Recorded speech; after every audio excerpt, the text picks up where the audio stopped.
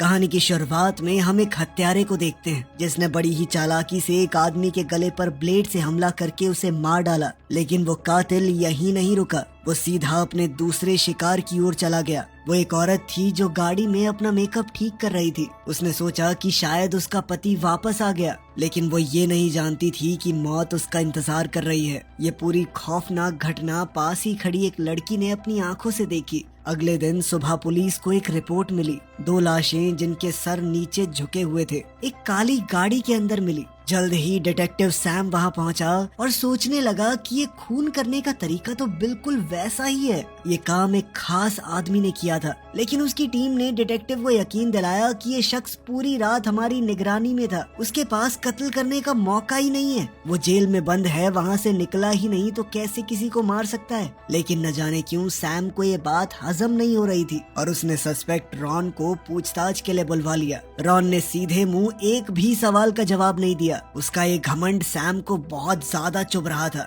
लेकिन उसके खिलाफ कोई सबूत था नहीं, इसीलिए पूछताछ बस फॉर्मेलिटी बन गई। जाते वक्त रॉन एक जवान लड़की से टकरा गया। उसका असली खतरनाक रूप एक पल के लिए सामने आया, लेकिन उसने तुरंत अपने आप को संभाल लिया। उसे लगा कि पुलिस स्टेशन में इस तरह की हरकत करना ठीक नहीं होगा, पर वो ये नहीं जानता था कि ये वही लड़की है जिसने पिछले दिन जुर्म होते हुए देखा था। लड़की ने भी कुछ बोला नहीं, बस वो बड़े ध्यान से रॉन को देखती रही।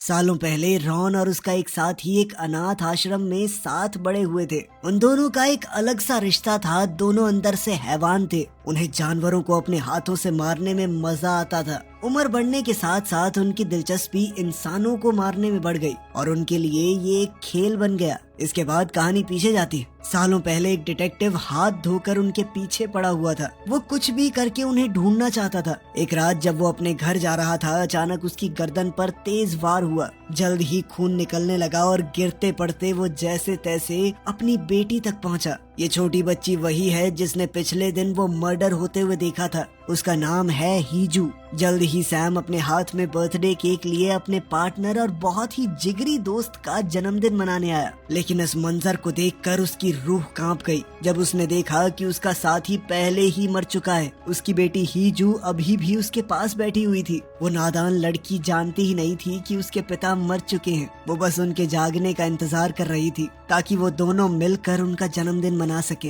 ये देखकर रॉन के दिल में गहरा दर्द उठा। उसे लगा था कि कातिल का कोई सुराग नहीं है, शायद बच निकलेगा। लेकिन जल्द ही वो कातिल पकड़ा गया। उस पर कई मुकदमे चले। रॉन ने कुछ महीनों में ही 7 कत्ल किए थे, लेकिन सबूत सिर्फ एक के लिए ही मिल पाए। इसीलिए उसे सिर्फ और सिर्फ 15 साल की सजा हुई। विक्टिम के परिवार वाले इस फैसले को समझ भी नहीं पाए। सैम को इस बात का बहुत गुस्सा था कि ये जानवर 15 साल में छूट जाएगा। उस दिन उसने फैसला कर लिया था कि बदला लेकर रहेगा। तब से आज तक उसके दिल में बदले की आग जल रही थी। उसने कसम खाई कि रॉन को उसके जुर्मों का हिसाब देकर रहेगा। छोटी हीजू ने ये सब देखते हुए कातिल का चेहरा हमेशा के लिए अपने दिमाग में बसा लिया था। लेकिन जब सब लोग गम में डूबे हुए थे, उनकी नजर एक आदमी पर नहीं पड़ी जो अंधेरे में छुपा हुआ था। सिर्फ रॉन ये बात जानता था कि जिसने उसे धोखा देकर जेल भिजवाया है वो उसका पुराना करीबी दोस्त है, वही हत्यारा जिसे हमने कहानी की शुरुआत में देखा था। दरअसल उन दोनों को एक लड़की से प्यार हो गया था।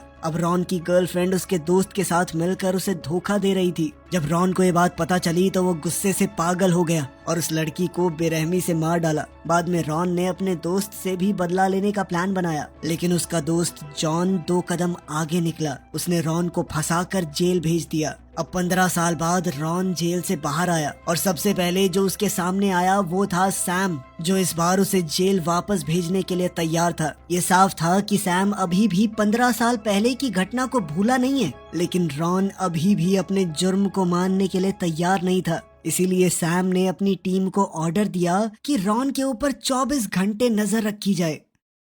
इस सब के बाद सैम ने सबसे कहा कि चलो सारे के सारे 500 की बत्ती निकालो, और वो सारे पैसे उसने चुपके से अपने पास रख लिए। एक नए ऑफिसर को लगा कि हमारा बॉस तो हमसे ही पैसे वसूल रहा है, लेकिन उसका शक तब खत्म हो गया जब सैम ने एक मोटा सा लिफाफा एक लड़की को दिया। ये लड़की कोई और नहीं बल्कि हीजू है, जो अब बड़ी हो चुकी है। पिछले 15 साल में हीजू, जो अब एक अनाथ थी, वो कभी किसी अनाथ आश्रम में नहीं रही। पिछले 15 सालों से पूरा पुलिस डिपार्टमेंट यूं ही मिलकर हीजू की परवरिश कर रहा था। जैसे जैसे हीजू बड़ी हुई वो एक समझदार और दयालु दयालु लड़की बन गई। स्टेशन के हर इंसान को वो बहुत प्यारी और मेहनती लगती थी। स्टेशन में मौजूद हर एक पुलिस वाला उसे अपनी बेटी की तरह रखता था। इस समय में हीजू ने अपनी माँ पर भी नजर रखी हुई थी, उस माँ पर जिसने उसे छोड़ दिया था। उसके दिल में माँ के लिए प्यार भी था और नफरत भी, लेकिन फिर भी वो अपनी माँ को तकलीफ में नहीं देख सकती। उसका सौतेला बाप जो अक्सर उसकी माँ को मारता पीटता था, वो उसे एक आंख पसंद नहीं था। वो हीजू की आंख में रड़कता था।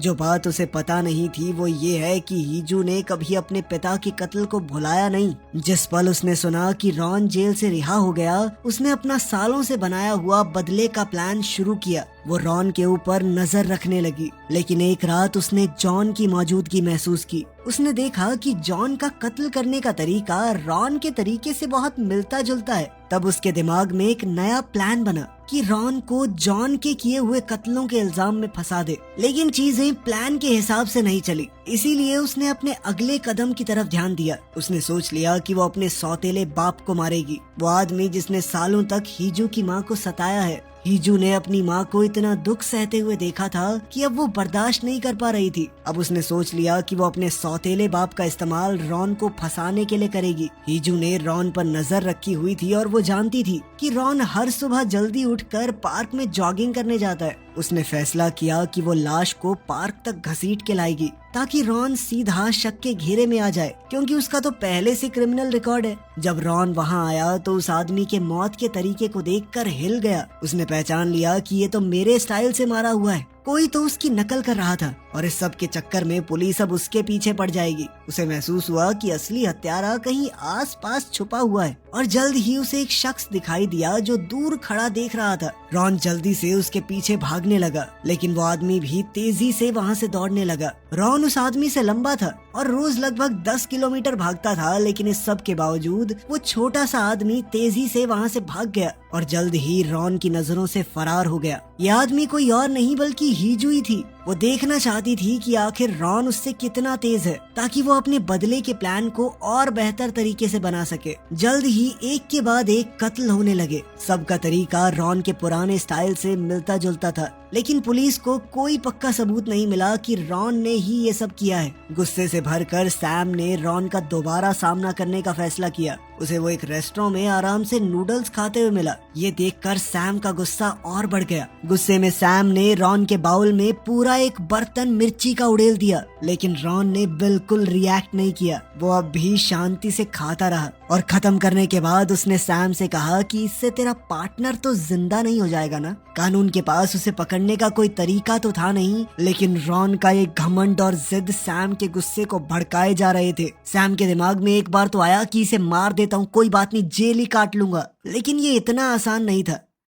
बाद में अपने घर पर रॉन ने महसूस किया कोई आहिस्ता से दरवाजा खोल रहा है। उसने तुरंत अपना फोन बंद किया। अंदर घुसने वाला मेहमान कोई और नहीं बल्कि रॉन का पुराना दोस्त जॉन था। दोनों एक दूसरे की चालों से पूरी तरह वाकिफ थे, इसीलिए उन दोनों में एक खामोश सी लड़ाई शुरू हो गई। जॉन कुछ बोला नहीं क्योंकि उसे पता था कि उसके हर कदम पर रॉन की नजर होगी। जैसे ही वो दरवाजा खोलने लगा, रॉन ने वहाँ चाकू अड़ा दिया और जब जॉन ने दरवाजे को कान लगाने की कोशिश की तो रॉन ने तुरंत वो छुरा ऊपर गाड़ दिया। सालों जेल में रहने के बाद भी रॉन का निशाना बिल्कुल सटीक था। रॉन की इस हरकत से जॉन सोच में पड़ गया कि इससे सीधा लड़ना सही होगा या नहीं, लेकिन रॉन के लिए असली हैरानी की बात तो तब हुई जब एक और मेहमान वहाँ आ गया। ये कोई और नहीं बल्कि सैम था। रॉन को देखते ही सैम की आंखों में गुस्सा बढ़ गया। उसे शक था कि रॉन किसी नए जुर्म की प्लानिंग कर रहा है, लेकिन सैम को पता नहीं था कि कोई उस पर भी नजर रखे हुए है। दो आंखें जो छुरी की तरह तेज थी। जैसे ही सैम का ध्यान रॉन से हटा, उसे महसूस हुआ कि कुछ तो गड़बड़ है। सैम को महसूस हुआ कि उसके पीछे कोई है। वो तुरंत घूमकर रॉन के पीछे आ गया, लेकिन वहाँ कोई भी नहीं था। कुछ देर बाद हम हीजू को देखते हैं, जो अपनी माँ के घर के सामने वाली बिल्डिंग की छत पर बैठी थी, चुपचाप अपनी माँ को देखते हुए। लेकिन आज कुछ अलग था। उसकी माँ के घर पर बिल्कुल कोई भी हरकत नहीं थी। उसे महसूस हुआ कि कुछ तो गड़बड़ है। अब हीजू ने हिम्मत जुटाकर अपनी माँ के घर जाने का फैसला किया, लेकिन वहाँ पर उसे अपनी माँ की लाश मिली। वो अपने दूसरे पति की मौत के बाद से पूरी तरह टूट गई और इस दर्द में चल बसी। एक के बाद एक अपनों को मरता देखकर हीजू का दिल, जो कि पहले ही नफरत से भरा हुआ था, अब और गुस्से से भर गया। उसने अपने दिमाग में हर चीज का जिम्मेदार रॉन को माना, इसीलिए रॉन को सजा देना बहुत जरूरी था। लेकिन उस दूसरे हत्यारे जॉन का पता लगने के बाद हीजू के मन में अब शक पैदा हो गया था। जब हीजू ने रॉन के पुराने केसेस की फाइल्स देखी, तब उसे समझ आया कि कातिल सिर्फ एक नहीं था, शायद ये दोनों तब मिलकर काम कर रहे थे। दोनों के तरीके भी काफी हद तक एक जैसे थे। हीजू ने जल्दी से उस आदमी के रिकॉर्ड्स निकाले। पुलिस स्टेशन में उसका वैसे ही रोज का आना जाना था, तो उसने बड़ी आसानी से पता लगा लिया कि इसी आदमी ने रॉन की रिपोर्ट की थी, जिस वजह से उसकी गिरफ्तारी हुई। ये साफ था कि इन दोनों के बीच में कोई तो कनेक्शन है, जो अब इस हद तक खराब हो गया था कि वो दोनों एक दूसरे की जान लेने को तैयार हैं। अब हीजू ने एक नया प्लान बनाया। वो एक पेट स्टोर में गई और एक बड़े खूंखार कुत्ते के लिए बनी लोहे की चेन खरीद लाई। फिर उसने एक ट्रक भर के खाली बियर की बॉटल्स उस आदमी के घर भिजवा दी। रात को वो चुपचाप उसके वापस आने का इंतजार कर रही थी। जब आदमी घर लौट कर आया तो उसने देखा कि बिजली चली गई है। अंधेरे में कैंडल्स ढूंढते हुए अचानक उसके पाँव में कुछ नुकीला चुभ गया। नीचे देखा तो पूरे फर्श पर टूटे हुए शीशे के टुकड़े पड़े थे। जैसे ही लाइट झिलमिलाकर जलने लगी, उसने ऊपर देखा। हीजू वहीं खड़ी थी उसका इंतजार करते हुए। उसने पूछा, कौन है वहाँ? हीजू ने ग्लास के टुकड़ों के ढेर में हर जगह वायर्स लगा रखी थी ताकि जरूरत पड़ने पर काम आ सके। अपने तेज दिमाग का इस्तेमाल करके उसने किलर को आसानी से पकड़ लिया। इसके बाद हीजू ने चुपचाप लाश उठाई और उसे पता था कि इसे कहाँ छुपाना है। रॉन के बेड पर। जब रॉन आराम करने के लिए लेटा तो उसे कुछ अजीब महसूस हुआ। जैसे ही उसने कंबल हटाया तो वो हैरान रह गया जब देखा कि बेड में एक लाश लिपटी हुई पड़ी थी, जिसके गले में कुत्ते वाली चेन लगी है। सबसे ज्यादा हैरान कर देने वाली बात तो ये थी कि ये लाश किसी और की नहीं बल्कि जॉन की ही थी। उसे किसी ने बेरहमी से मार कर वहाँ छोड़ दिया था। जब रॉन समझने की कोशिश कर रहा था कि क्या हुआ, तब हीजू पीछे से अचानक छलांग मार कर उस पर टूट पड़ी। उसने एक और डॉग चेन से रॉन का गला दबा दिया। मारने के लिए नहीं, बस बेहोश करने के लिए। वो ऐसा दिखाना चाहती थी कि इन दोनों किलर्स के बीच में लड़ाई हुई और फिर रॉन ने जॉन को मार दिया। रॉन इस तरह मर्डर के चक्कर में फंस जाएगा और पुलिस उसे पकड़ लेगी। लेकिन जैसा उसने सोचा था वैसा नहीं हुआ। रॉन थोड़ा जल्दी होश में आ गया। पुलिस जब पहुंची तो उन्होंने कमरे में लाश देखी, लेकिन रॉन वहाँ नहीं था। उन्हें बस एक सुराग मिला, बेड पर ताजा खून। सैम ने खून देखा कि अभी तो गर्म है और समझ गया कि रॉन भागा नहीं है, वो इसी बिल्डिंग के अंदर है। उसने तुरंत होटल लॉक करने का ऑर्डर दिया और हर कमरे को चेक करना शुरू कर दिया। फिर एक दूसरे कमरे में पुलिस ने अजीब सी चीज देखी। एक आदमी और एक औरत दोनों खून में लिपटे हुए बाथटब में पड़े थे। हैरानी की बात ये थी कि वो दोनों जिंदा थे। पुलिस ने तुरंत दोनों को हॉस्पिटल भेजा। जब नर्स होश में आई औरत से बात करने लगी तो उसके चेहरे पर डर साफ दिख रहा था। वो घबरा कर अपने आसपास देख रही थी, कुछ इशारा करने की कोशिश कर रही थी, लेकिन नर्स को लगा कि वो शॉक में है। उधर रॉन चुपचाप उसे धमका रहा था मुंह बंद रखने के लिए। इस चाल से रॉन को होटल से चुपके से निकलने का मौका मिल गया। साथ ही उसे दोबारा से निर्दोष लोगों को मारने का मौका भी मिल गया था।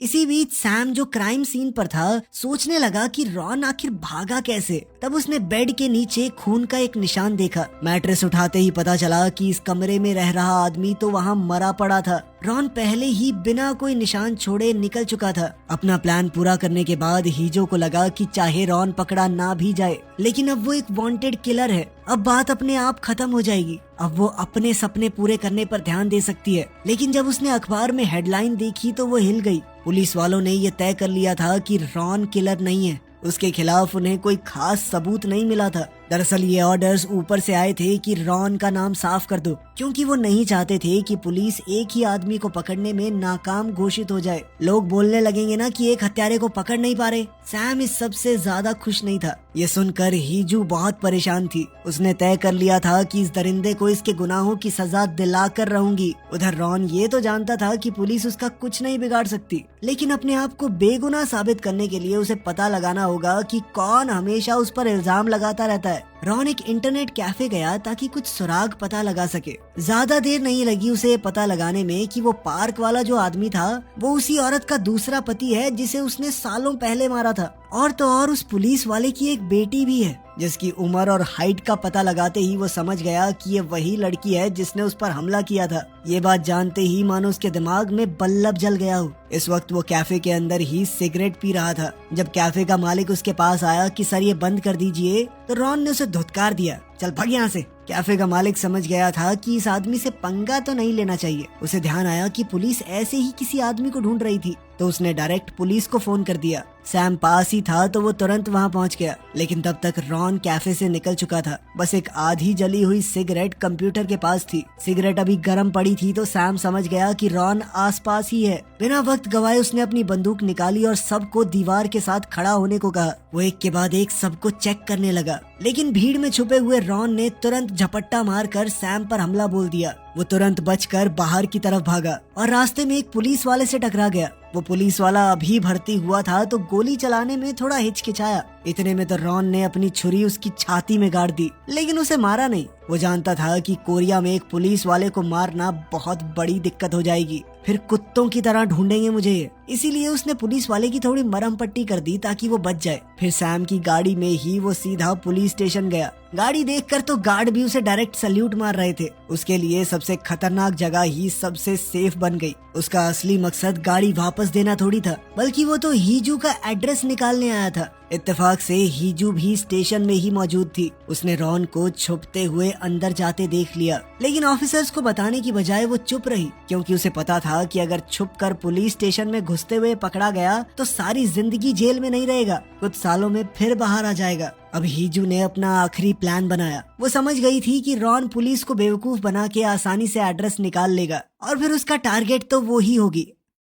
अब रॉन हमेशा की तरह चाकू का इस्तेमाल करके घर में घुसने लगा, लेकिन जैसे ही वो आगे बढ़ा मोशन डिटेक्टर लाइट्स अचानक से बुझ गई और एक परछाई उसकी तरफ धीरे धीरे बढ़ने लगी। जब इन दोनों का आमना सामना हुआ तो दोनों ने एक दूसरे पर हमला किया। हीजू ने सोचा कि आज मुझे वही डर महसूस हुआ है जो शायद मेरे पापा को महसूस हुआ होगा जब उन्हें छुरा मारा गया था। जल्द ही रॉन ने ये मान भी लिया कि हाँ, मैंने ही तेरे बाप को मारा था। गुस्से से भरी हुई हीजू ने उस पर हमला किया और फिर वहाँ से भागने लगी। रॉन भी हैरान था कि चाकू लगने के बाद भी ये लड़की इस तरह भाग रही है। उसे भागता देख रॉन ने सोचा कि उसे जाने नहीं देना। अगले ही सेकंड रॉन भी उसका पीछा करने लगा, लेकिन अजीब बात ये थी कि हीजू शहर की भीड़ भरी गलियों में नहीं बल्कि सुनसान पहाड़ी की तरफ गई। वहाँ तो रॉन को उसे मार पाना काफी आसान हो जाएगा। जल्द ही रॉन ने उसे पकड़ लिया और अब वो उसे मारने ही वाला था, लेकिन हीजू ने मौका पाकर रॉन को ही छुरा मार दिया और फिर दोबारा वहाँ से भाग निकली। साथ ही उसने सैम को फोन मिला दिया कि रॉन मेरी जान के पीछे पड़ा है, जल्दी आ जाइए। जल्द ही रॉन ने हीजू को पकड़ लिया, लेकिन फिर भी इस बार उसे कुछ नहीं किया।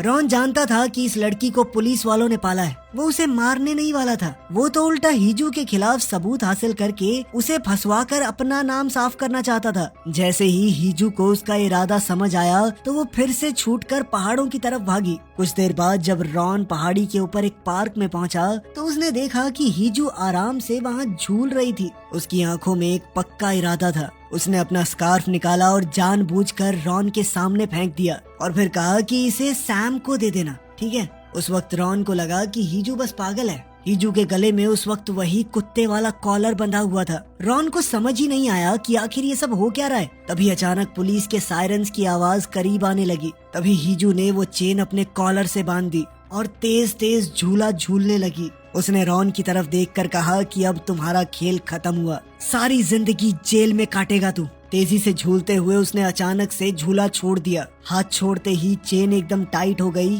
और एक ही झटके में हीजू का गला टूट गया। वो मर गई और इसका नाम आ गया रॉन के ऊपर। उसी पल वहाँ पुलिस की एक बड़ी टीम आ गई। उन्होंने देखा कि हीजू लटकी हुई है और रॉन सामने खड़ा है। अब उन्हें किसी सबूत की जरूरत नहीं थी। रॉन को तुरंत गिरफ्तार कर लिया गया, लेकिन हीजू के बेजान शरीर को देखकर सैम पूरी तरह टूट गया। ये कहानी थी एक ऐसे बदले की जो कई जिंदगियों को खा गई। वीडियो पसंद आई तो लाइक कर देना, चैनल को सब्सक्राइब कर लेना। मिलते हैं अगली वीडियो में।